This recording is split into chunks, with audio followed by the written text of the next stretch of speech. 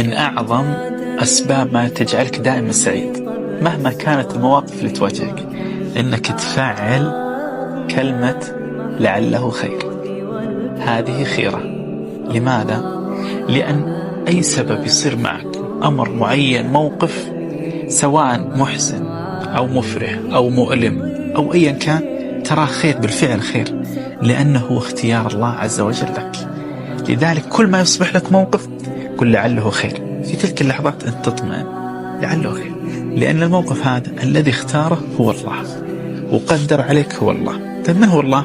الله الذي يرحمك ويلطف بك، وهو من يرزقك، وهو من يحميك، وهو من يشفيك، وهو من كان يعطيك وأنت في بطن أمك، يوصل إليك الطعام والشراب والرحمة واللطف من سبحانه عز وجل.